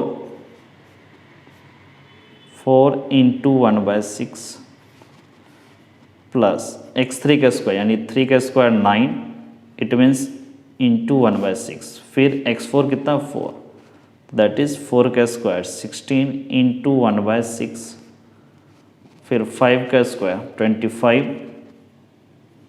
इंटू 1/6 प्लस 6 का square 36 into 1/6 minus x1 p1 क्या होगा, x1 की जगह 1, 1 into 1/6 plus 2 into 1/6 plus 3 into 1/6 plus 4 into 1/6 plus 5 into 1/6 plus 6 into 1/6, यहाँ पर पूरा स्क्वायर। अब जरा देखो इस केस में क्या होने वाला है, देखो पूरे का, देखो ये वाले ब्रैकेट, पहला जो ब्रैकेट है यहाँ तक, इसको देखो सब में 1/6, ये कितना हो जाएगा 4/6, ये कितना होगा 9/6, ये कितना होगा 16/6, दिस इज 25/6, फिर 36/6, ब्रैकेट क्लोज्ड, फिर यहाँ 1 इंटू 1/6, दिस इज 1/6, फिर 2/6, फिर 3/6 प्लस 4/6 प्लस 5/6 प्लस 6/6 पूरे का होल स्क्वायर। अब जरा इसमें एलसीएम ले लो, तो ये क्या हो जाएगा, this is 6, LCM is 6, 1 plus 4 plus 9 plus 16 plus 25 plus 36। अब यहाँ से देखो, यहाँ भी एलसीएम लो, दिस इज 6, तो 1 plus 2 plus 3 plus 4 plus 5 plus 6 और कर्ली ब्रैकेट स्क्वायर। अब जरा यहाँ से देखो कितना हो जाएगा, ये 1 plus 4 5, 5 9 14, 14 plus 16 that is 30, 30 plus 25 55, 55 plus 36, तो ये 55 प्लस 6 हो गया 61, 61 प्लस 30 दैट इज 91/6। ये देखो 1 plus 2 3, 3 plus 3 6, 6 plus 4 10, 10 plus 5 15, 15 plus 6 21, this is 21/6 पूरे का होल स्क्वायर, यहाँ पे स्क्वायर है।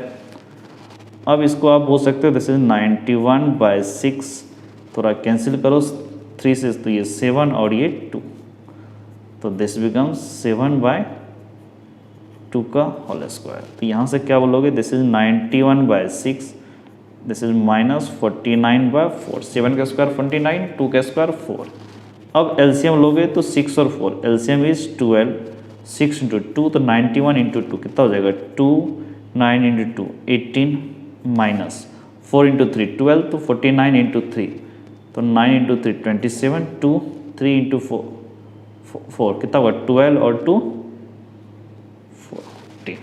ठीक है, अब इसको जरा वैल्यू निकालो, 12 में से 7 गया दिस इज 5, 7 में से 4 गया 3, दिस इज 35/12, ये हो गया इसका वेरिएंस। और अगर स्टैंडर्ड डेविएशन बोलेगा तो इसका स्क्वायर रूट। तो ये आपका सॉल्व एग्जाम्पल था। अब क्या करते हैं, एक्सरसाइज के क्वेश्चन में आते हैं। 13.4 में जो एक्सरसाइज के क्वेश्चन है, देखो क्या लिखा, state which of the following are not the probability distribution of a random variable, give the reason for your answer. क्या बोल रहा है कि स्टेट इनमें से कौन सा प्रोबेबिलिटी डिस्ट्रीब्यूशन रैंडम वेरिएबल का नहीं है। तो रैंडम वेरिएबल का प्रोबेबिलिटी डिस्ट्रीब्यूशन के लिए एक ही कंडीशन है कि प्रोबेबिलिटी डिस्ट्रीब्यूशन में जो नीचे लिखा हुआ है ना प्रोबेबिलिटी, उसका सम 1 होना चाहिए। यहाँ देखो फर्स्ट पार्ट x0 1 2 है, प्रोबेबिलिटी देखो 0 का 0.4, 1 का 0.4 एंड 2 का 0.2। प्रोबेबिलिटी डिस्ट्रीब्यूशन में जो प्रोबेबिलिटी है इनको ऐड करते हैं, 0.4 प्लस 0.4 दैट इज 0.8 प्लस 0.21 ये हो रहा है, मतलब ये आपका प्रोबेबिलिटी डिस्ट्रीब्यूशन है। सेकेंड में देखो 0.1, 0.5, 0.2 माइनस 0.1, 0.3। प्रोबेबिलिटी कभी भी नेगेटिव नहीं होता है, तो इसका मतलब ये प्रोबेबिलिटी डिस्ट्रीब्यूशन नहीं है, तो सेकेंड पार्ट नहीं है। अब जरा इसके थर्ड पार्ट को देखो। थर्ड पार्ट में देखो 0.6, 0.1, 0.2, y की वैल्यू -1, 0, 1। ठीक है, अब यहाँ पर जब ऐड करो क्या 0.6, 0.1, 0.7 प्लस 2, 0.9, ये 0.9 ही हो रहा है। प्रोबेबिलिटी का सम 0.9 ही है, क्योंकि प्रोबेबिलिटी का सम कितना होना चाहिए 1, तो ये भी आपका probability distribution of random variable नहीं है।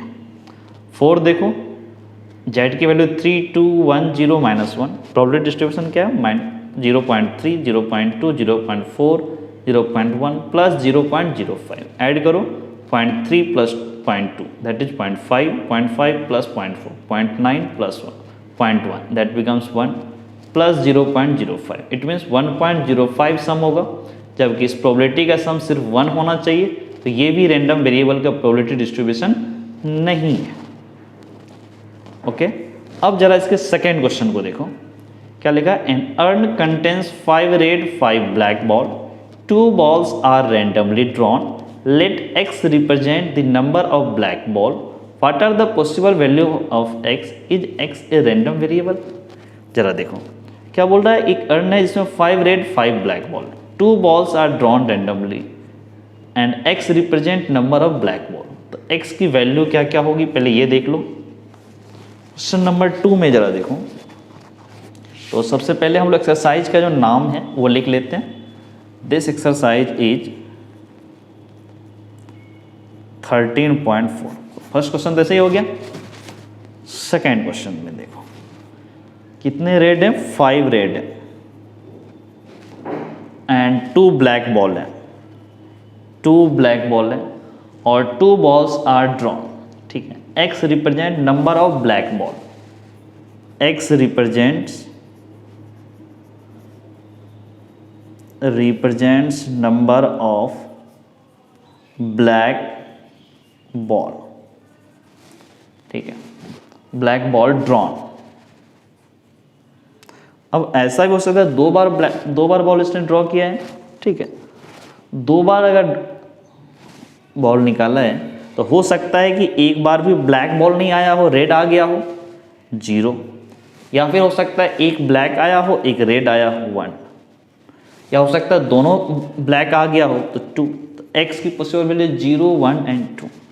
ये एक्चुअल में जो रिप्रेजेंट कर रहा है कि जो आउटकम है, जो आप बॉल ड्रॉ करें उस पर डिपेंड कर रहा है। ठीक है, ये x डिपेंड कर रहा है, जो बॉल निकलेगा उसके उस पर डिपेंड कर रहा है, उसके आउटकम या रिजल्ट पे डिपेंड कर रहा है। इसका मतलब x इज ए क्या बोलोगे, रैंडम वेरिएबल, क्योंकि इसकी वैल्यू फिक्स नहीं है, 0, 1, 2। देखो वेरिएबल वेरी कर रहा है। ठीक है, सो दिस इज रैंडम वेरिएबल। अब जरा देखो नेक्स्ट एग्जांपल की बात करते हैं। ये क्वेश्चन नंबर 2 हो गया आपका, और आप अगर नेक्स्ट एग्जांपल की बात करो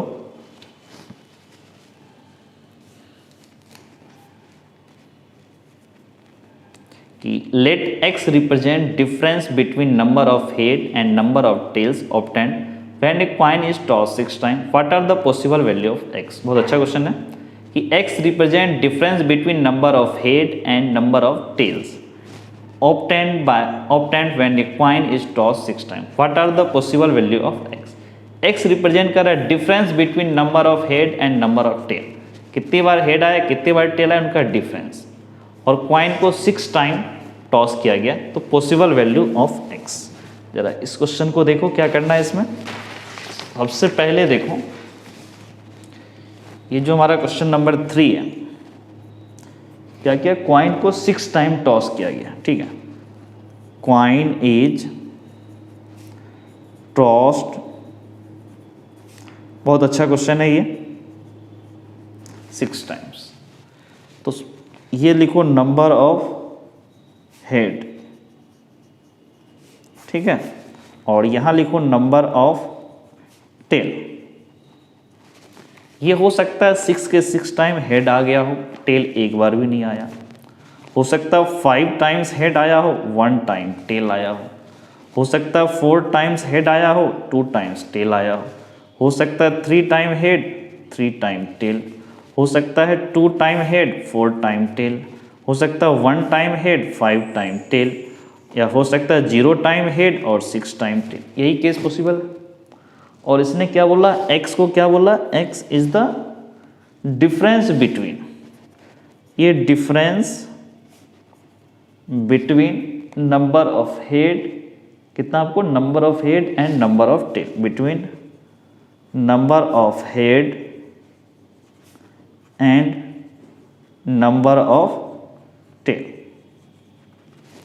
अब जरा देखो क्या क्या पॉसिबल है। 6 में से 0 गया 6, 5 में से 1 गया, दिस इज 4, 4 में से 2 गया, दिस इज 2, 3 में से 3 गया, दिस इज 0, फिर 2 4, इनका डिफरेंस कितना होगा 2, हालांकि 2 में से 4 जाएगा तो -2, बट डिफरेंस सिंपल पूछा है 2, वो आ चुका है। 2 और 4 यहाँ भी 2, 1 और 5 यहाँ 4 वो भी आ चुका है, 0 और 6। तो ये आपका क्वेश्चन नंबर 3 का सॉल्यूशन था। अब क्वेश्चन नंबर 4 की तरफ मूव करें। तो क्वेश्चन नंबर 4 का first part, find the probability distribution of number of heads in 2 tosses of a coin. Second part है number of tails in the simultaneous tosses of a 3 coin, and third part is number of head in 4 tosses of a coin. First part देखो, number of head in 2 tosses of a coin, एक coin को toss किया और बाद number of head का probability distribution, it means number of head is random variable. तो देखते हैं क्वेश्चन नंबर 4 का फर्स्ट पार्ट। सबसे पहले देखो क्वेश्चन नंबर 4 का फर्स्ट पार्ट, इसने क्या बोला कि कॉइन को 2 बार टॉस किया, तो 2 tosses of coin, 2 tosses of coin, coin को 2 बार टॉस किया, 2 बार टॉस किया तो जरा सैंपल स्पेस देखो क्या क्या आएगा, कि हो सकता है दोनों बार हेड आ जाए, या फिर हो सकता है कि हेड टेल आ जाए, या फिर आपका टेल हेड आ जाए, या फिर दोनों टाइम टी, दोनों टाइम आपका टेल हुआ। एक चीज और यहां से आपको क्लियर हो रहा है कि हेड आने की प्रोबेबिलिटी, अगर हमने कॉइन को टॉस किया है, कॉइन को टॉस किया है तो हेड आने की probability P of H, this is 1/2, and P of T, tail आने की प्रोबेबिलिटी भी 1/2 है।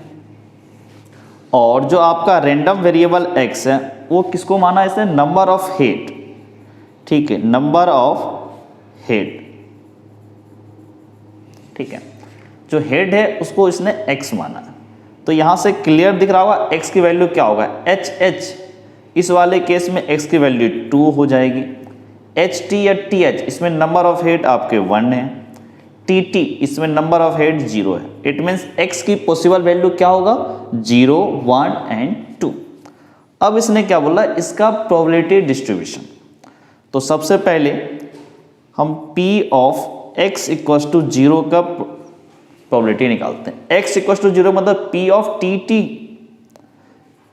इसकी प्रोबेबिलिटी बोला है, इट मीन्स क्या बोलेंगे, P of T into P of T, tail आने की प्रोबेबिलिटी, तो P ऑफ T, इसकी प्रोबेबिलिटी 1/2 और इसकी भी प्रोबेबिलिटी 1/2, तो दिस बिकम्स 1/4। अब हम लोग क्या करते हैं, P of x equals to 1, जब रैंडम वेरिएबल x की वैल्यू 1 हो तो ये ऐसा 2 केस होगा, HT और TH दोनों में होगा, it means this is P of TH plus P of HT, दोनों केस में आपका x इक्वल्स टू 1 आ रहा है। तो यहां से क्या बोलोगे, P of T into P of H plus, क्योंकि दोनों होना चाहिए, P of H into P of T, या फिर दोनों को इंटरसेक्शन समझोगे तो ये P of T into H आपका मल्टीप्लिकेशन रूल से हो जाएगा ये। तो P of T this is 1/2, P of H इसकी भी प्रोबेबिलिटी कितना होगा, हेड आने की प्रोबेबिलिटी 1/2। सेम लॉजिक से P of हेड इसकी प्रोबेबिलिटी 1/2, P of टेल इसकी भी प्रोबेबिलिटी 1/2। तो टोटल कितना हो जाएगा, this is 1/4 and this is also 1/4। 1/4 plus 1/4 this becomes 1/2। अब जरा देखो P of x equals to 2, इसका मतलब एक ही केस होगा, P of H दोनों में H आए, क्वाइन को टॉस किए तो दोनों टॉस में हमारा हेड आए और दूसरे वाले में भी हेड आए। तो this will B P of H into P of H। P of H head आने की प्रोबेबिलिटी 1/2, इस हेड को भी आने की प्रोबेबिलिटी 1/2, तो दिस इज 1/4। तो अब आप इसका प्रोबेबिलिटी डिस्ट्रीब्यूशन ऐसे बनाएंगे कि प्रोबेबिलिटी डिस्ट्रीब्यूशन आपका क्या होगा, x की value this is x and this will B P of x।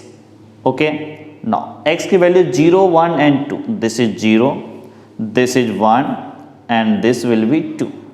तो यहाँ से आपका क्या हो जाएगा, देखो 0 अगर आता है तो ये कितना हो जाएगा 1/4। x इक्वल्स टू 1 ये कब होगा, जब ये 1/2, और 2 कब होगा, जब ये 1/4 हो जाए।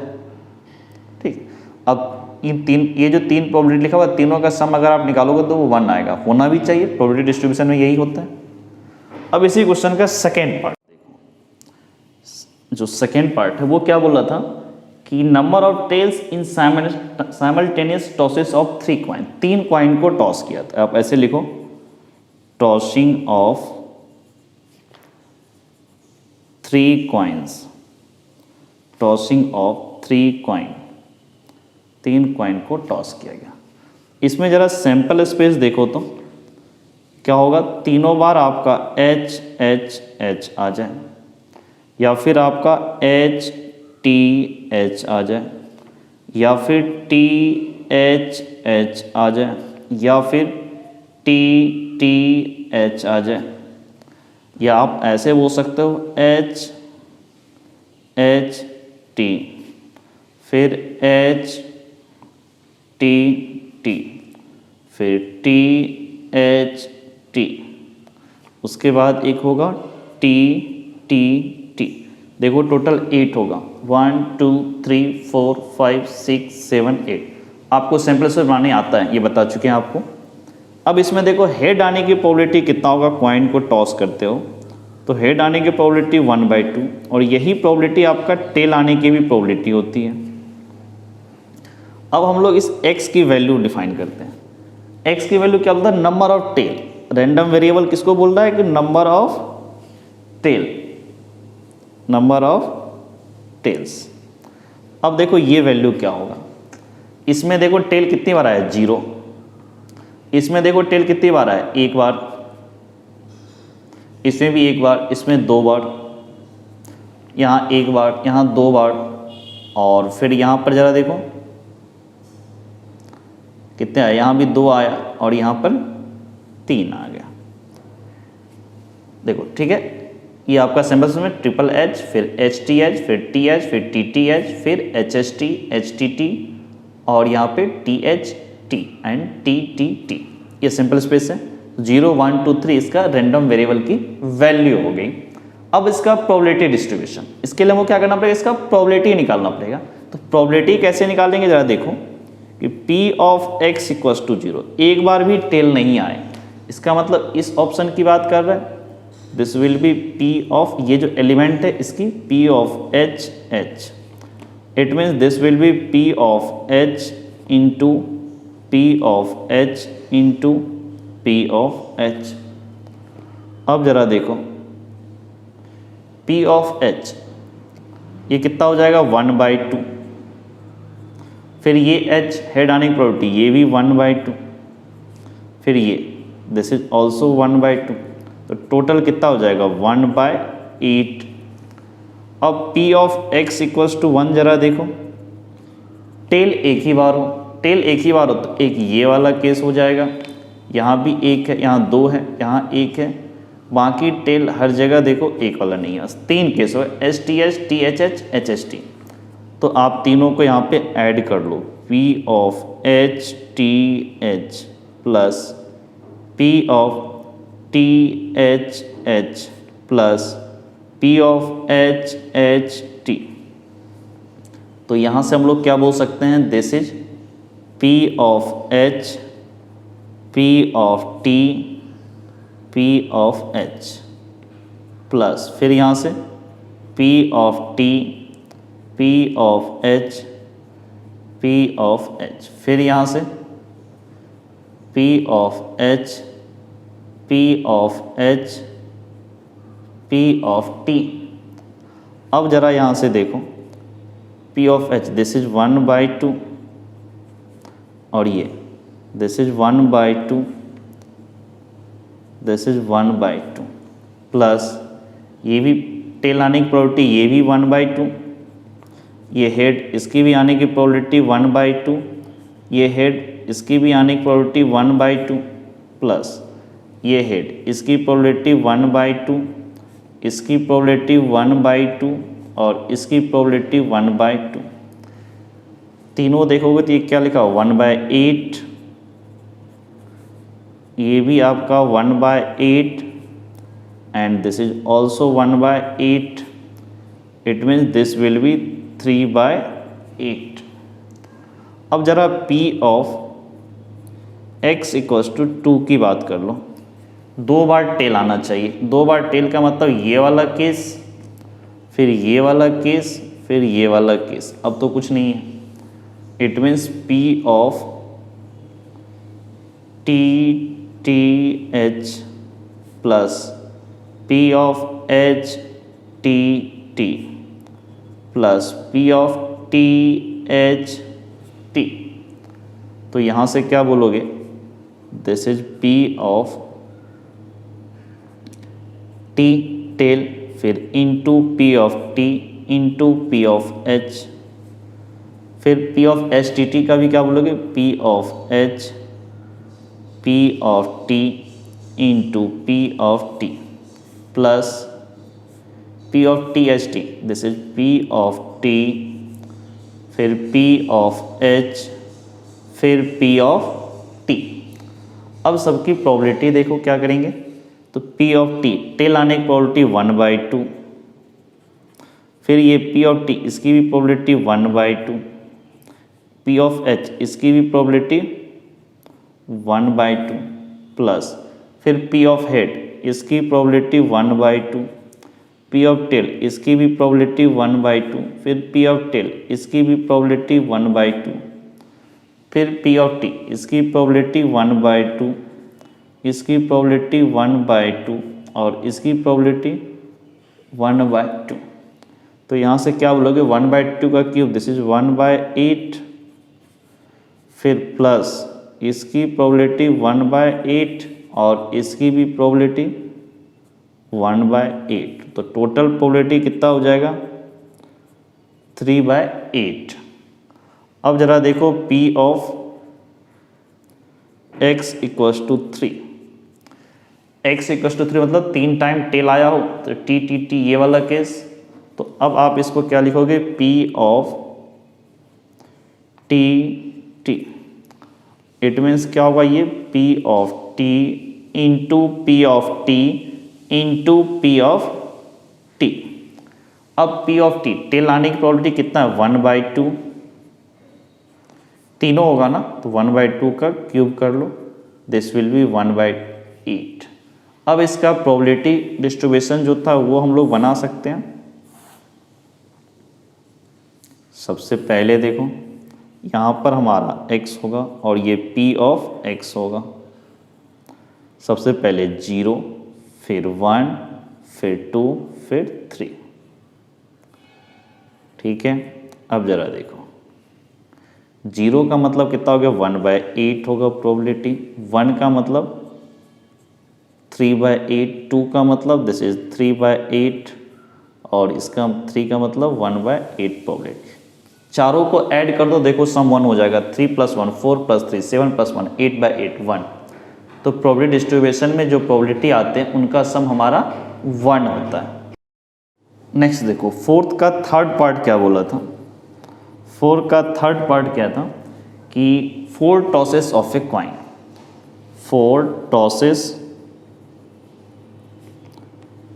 ऑफ ए कॉइन, एक कॉइन को 4 बार टॉस किया। अब इस केस पे सैंपल स्पेस जरा देखो, तो थोड़ा 3 केस का पहले बनाते हैं, फिर उससे 4 लेके चले जाएंगे। तो सबसे पहले 3 के लिए आप क्या करते हो, H H H 4 था तो एक स्पेस छोड़ दो यहाँ पर लिखने के लिए। फिर क्या करो, H T H, फिर एक स्पेस छोड़ दो। फिर T H H, फिर एक स्पेस छोड़ दो। नेक्स्ट आपका T T, ठीक है, फिर यहाँ पर H, एक स्पेस छोड़ दो। उसके बाद H H, अब यहाँ पर T, एक स्पेस छोड़ दिया। फिर यहाँ से उठाओ H T T, फिर एक स्पेस छोड़ दो। अब यहाँ से लो T H T, फिर एक स्पेस छोड़ दो। अब यहाँ से ये वाला उठाओ, this is T T T, फिर एक स्पेस। टोटल देखो 8 हो गया, 1 2 3 4 5 6 7 8, ठीक है। यही चीज़ सेम रिपीट कर दो फिर से, पूरा ये करो H H, फिर यहाँ पे H, फिर एक स्पेस छोड़ो। यहाँ पे ये वाला H T H, फिर एक छोड़ो।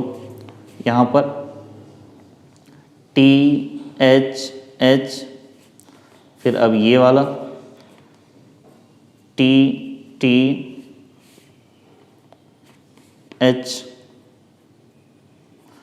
फिर यहाँ पे ये H H T, फिर छोड़ो। फिर यहाँ से H T T, ये फिर यहाँ से this is T H T, अब यहाँ से ये T T T, bracket close. यहाँ पर H पुट कर दो, यहाँ पर भी H, यहाँ पर H, यहाँ पर H, यहाँ पर H, यहाँ पर H। फर्स्ट 8 में H पुट करो, लास्ट 8 में, लास्ट जो 8 होगा उसमें T पुट कर देना। फर्स्ट 8 में H, फिर लास्ट वाले में T। 2 से 3 बनाए थे, वैसे ही 3 से 4 बनाएंगे। T T T T, total देखो 16 हो रहा होगा। 1 2 3 4 5 6 7 8 9 10 11 12 13 14 15 16। अब जरा x के बारे में क्या बोला, number of head. Random variable क्या डिफाइन किया, this is number of head. आप वैसे भी देखोगे, हो सकता है 4 टॉस में एक बार भी हेड नहीं आए, या एक बार आ गए, या 2 बार आ गए, या फिर 3 बार या 4 बार। देख भी सकते हो यहाँ पर आपके हेड कितनी बार आया है, नंबर ऑफ हेड 4 बार। यहाँ पे कितनी बार आया, 3 बार। यहाँ भी 3, यहाँ पर 2, यहाँ पर 3, यहाँ 2, यहाँ भी 2 टाइम्स हेड, यहाँ 1 टाइम हेड, यहाँ पे 3 टाइम हेड। फिर ऐसे ही करोगे, यहाँ पे एक भी टाइम हेड नहीं आया तो 0। तो 0 1 2 3 एंड 4 हो गया रैंडम वेरिएबल की पॉसिबल वैल्यू। अब निकालना है इसकी प्रोबेबिलिटी। इसकी प्रोबेबिलिटी देखो कैसे आएगा। तो नंबर ऑफ हेड को इसने बोला था रैंडम वेरिएबल, तो यहाँ से क्या बोलोगे, P ऑफ x = 0। मतलब एक बार भी हेड नहीं आया हो, तो वो तो एक यही वाला केस होगा ना। This is P of T T T T। अब एक चीज़ यहाँ पर देखो, इसको लिख सकते हैं P of tail into P of tail into P of tail into P of tail. अब P ऑफ टेल, हेड और टेल में आने की प्रॉपर्टी जरा देखो। यहाँ से यहीं पे चलो लिख लो कि P ऑफ हेड और P ऑफ टेल, हेड आने की प्रोबेबिलिटी और टेल आने की प्रोबेबिलिटी, दोनों प्रोबेबिलिटी 1/2 होता है।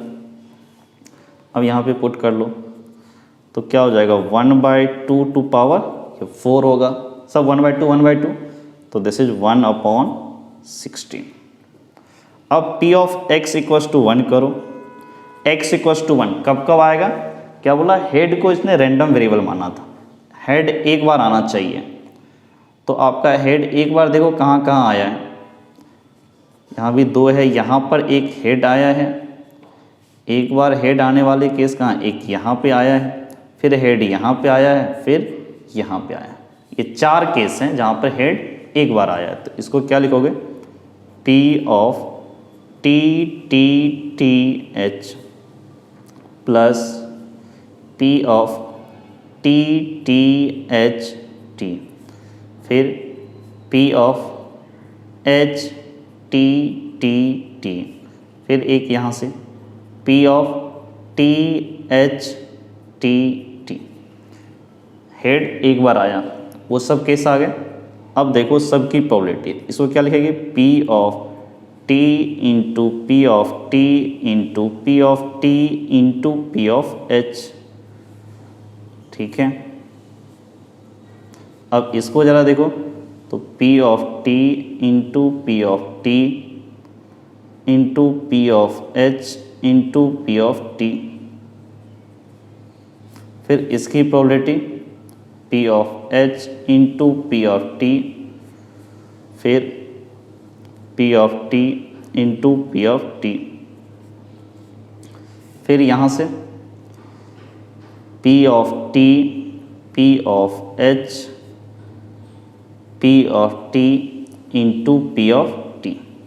अब ठीक से देखोगे तो हेड और टेल दोनों के आने की प्रोबेबिलिटी 1/2 है, ये भी 1/2, ये भी 1/2, ये भी 1/2, ये भी 1/2। It means this is 1/2 to power 4।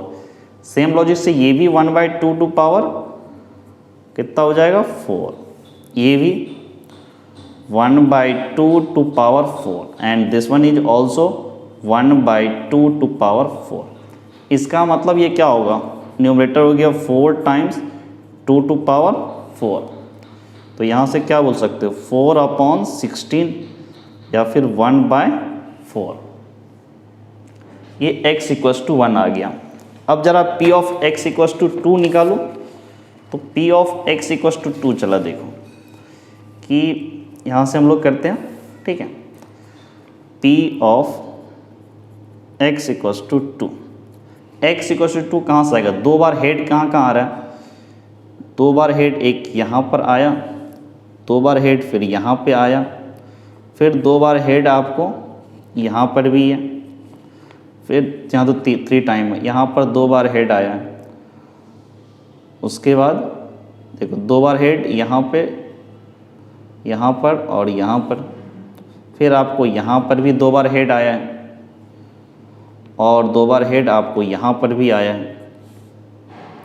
कितने हो गए थे, 1 2 3 4 5 6 टाइम आपके 2 बार हेड आए हैं। तो अब जरा देखो सबको ऐड करना पड़ेगा, क्या लिखेंगे, P ऑफ TTHH प्लस फिर ये वाला P ऑफ HTTH प्लस फिर ये वाला P ऑफ THTH। उसके बाद एक यहाँ से आएगा P ऑफ HTHT, फिर ये वाला प्लस P ऑफ THHT। उसके बाद एक ये वाला P ऑफ HHTT। कितना होगा 1 2 3 4 5 6। अब जरा सबकी प्रोबेबिलिटी देखो, हेड और टेल आने की प्रोबेबिलिटी तो 1/2 है, ये भी 1/2, ये भी 1/2, ये भी 1/2। इसको सीधा एक लाइन ऐसे बोल सकते हो 1/2 टू पावर 4। इसमें भी सबके आने की प्रोबेबिलिटी 1/2, तो इसको भी लिखेंगे 1/2 टू पावर 4। ये भी 1/2, तो 1/2 टू पावर 4। ये भी सबके सब 1/2 टू पावर 4। ये इसमें भी सबके सब 1/2, तो this is also 1/2 to power 4 and same logic से ये भी 1/2 टू पावर 4। टोटल कितने हो गए देखो 1 2 3 4 5 6, तो this is 6 upon 2 to power 4। अब इसको थोड़ा ठीक से लिखोगे तो 6 upon 2 to power 4 that is 16, 2 से कैंसिल 3, दिस इज 8, तो दिस विल बी 3/8। अब इसमें क्या बोला x इक्वस टू 3 पे भी हमने को निकालना है, तो p of x equals to 3 पे जरा देखो 3 बार आपका h आना चाहिए। देखते हैं 3 टाइम h कब कब आ रहा है, यहाँ पे आ रहा है, 3 टाइम यहाँ पर आ रहा है, फिर 3 टाइम आपको यहाँ पर आ रहा है, ठीक है, और 3 टाइम आपको यहाँ पर भी आ रहा है। उसके अलावा 3 टाइम h आपको कहीं नहीं आ रहा। कितना हो गया 1 2 3 एंड 4 टाइम आपको ये 3 बार h आया है। तो आप इस सब को लिखो, यहाँ पे क्या लिखोगे p of h t h h plus p of t h h h plus p of h h t h, फिर एक और है p of h h h t। अब इसको जरा देखो, ये भी क्या होगा हेड की आने की प्रोबेबिलिटी 1/2, टेल की आने की प्रोबेबिलिटी 1/2, इसकी भी 1/2, इसकी भी 1/2, चारों 1/2। तो एक लाइन ऐसे लिख सकते हैं 1/2 टू पावर 4। सेम लॉजिक से ये भी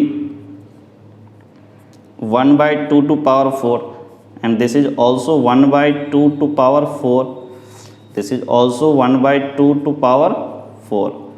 तो टोटल कितने हो गए इसमें 4 हो गए। तो 4 अपॉन 2 टू पावर 4, तो ये क्या बोलोगे 4 upon 16, cancel out, this is 4, so you can say this is 1/4। अब क्या है p ऑफ